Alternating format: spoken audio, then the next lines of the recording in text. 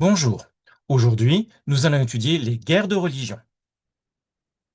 Quand on voit cette représentation de cette peinture qui s'appelle Le massacre de la Saint-Barthélemy, eh bien oui, effectivement, on voit vraiment un massacre, ça se passe à Paris.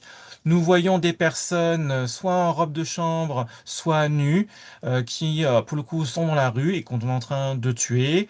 Ce sont aussi bien des vieillards que des femmes, des enfants, des bébés, des hommes, qu'on a tirés de leur sommeil au petit matin et que l'on a tués. C'est en fait un massacre de protestants qui ont été faits par des catholiques, ordonnés par la reine Catherine de Médicis.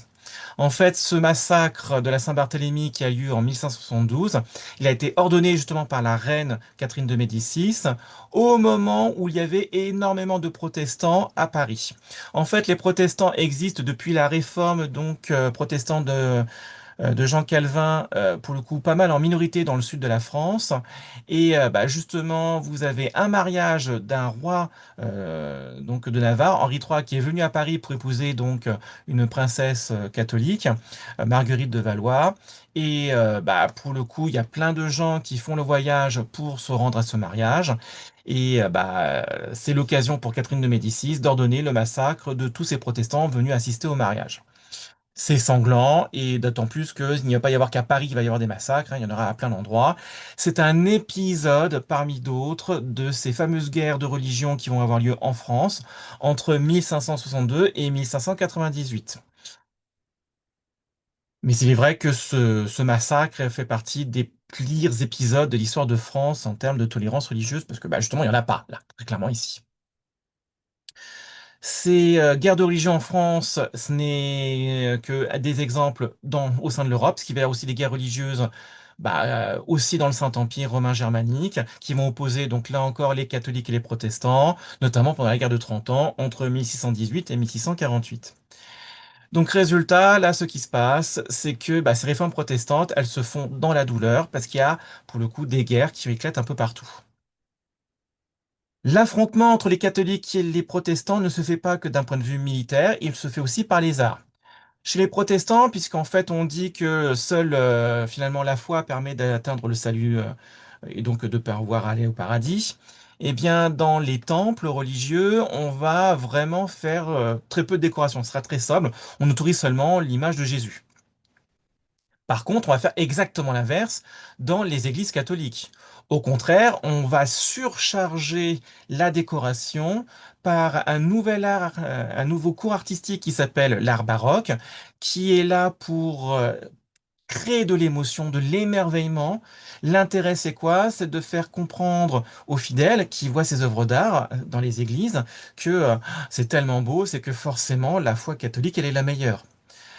Par exemple, quand on voit cette peinture, enfin cette fresque qui se trouve sur un plafond d'une église à Rome, cette fresque qui s'appelle donc le Triomphe de Saint Ignace de Loyola, eh bien effectivement, ce qui se passe, c'est qu'en fait on voit une profusion de couleurs, une mise en perspective qui invite les gens à regarder le plafond et donc le ciel, le royaume de Dieu, pour justement s'émerveiller et se dire, ah, mais c'est tellement beau, c'est forcément la bonne foi, il faut être catholique.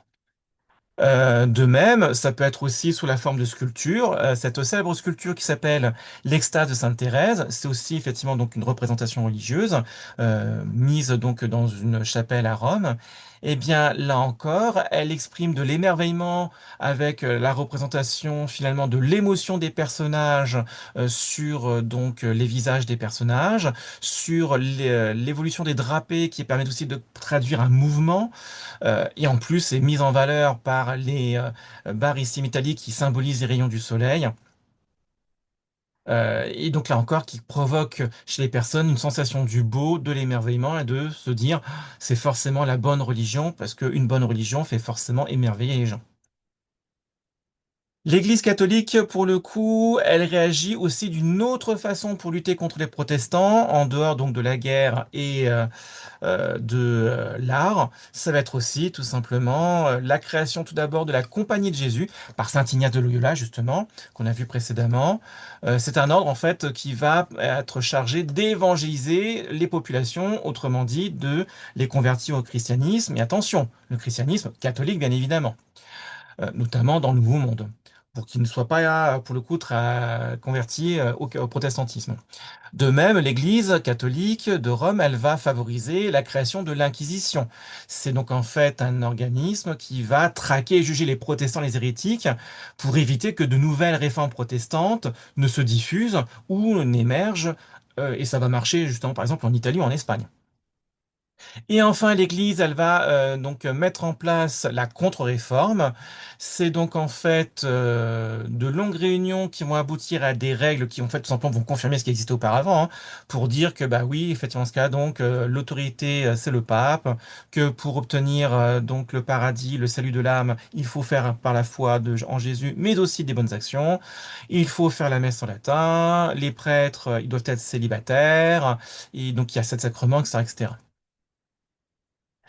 C'est tout l'inverse donc de ce que font les protestants qui, on le rappelle, on l'a vu dans la leçon précédente, rejettent l'autorité du pape. Les pasteurs, eux, peuvent se marier. On lit la Bible et on fait la messe dans la langue nationale courante, donc français, allemand, etc., etc. Et puis, faites pour le coup, on ne garde que deux sacrements, le baptême, l'Eucharistie. On ne prie pas la Vierge et les saints. Et pour le coup, la foi, enfin le salut de l'âme, l'accès au paradis ne se fait que par la foi. Pour voir si vous avez compris cette leçon sur les guerres de religion, il faut savoir donc qu'elles se passent en Europe entre les 16e et 17e siècles durant l'époque des temps modernes. Elle oppose les catholiques et les protestants parce qu'il y a eu les réformes protestantes qui, pour le coup, ont été mises en place par Luther, Calvin et Henri VIII. Et bah, pour le coup, vous avez l'Église catholique qui met en place une contre-réforme pour justement éviter que ça ne progresse davantage et qui en plus, pour le coup, effectivement, va permettre la création de la Compagnie de Jésus pour évangéliser les populations et une inquisition pour traquer et juger les protestants. Cela se déroule pour le coup par souvent l'idée que les princes et les rois doivent imposer leur religion à leur sujet, ce qui provoque automatiquement des guerres de religion opposant les catholiques et les protestants, principalement dans l'Ancien Empire et en France. Malgré ces guerres et malgré la contre-réforme catholique, eh bien, pour le coup, ça n'empêche pas la progression, donc en fait justement, donc des religions protestantes de se diffuser en Europe. C'est donc en fait une sorte de statu quo qui se met en place, mais en tout cas, ça empêche le protestantisme de se diffuser davantage en Europe. Pour voir si vous avez compris cette leçon. Essayez de répondre donc justement en fait à ces 6 questions flashcards, questions-réponses. Mettez la vidéo en pause pour avoir le temps de répondre à ces questions-là. Et après, relancez la vidéo pour voir la correction. Allez, mettez la vidéo en pause. Donc là, on imagine que vous avez répondu aux questions, vous avez relancé la vidéo pour voir la correction. Eh bien, la voici. À vous là maintenant donc de corriger les éventuelles erreurs qu'il y a pu avoir. Et après ça, je vous dis au revoir.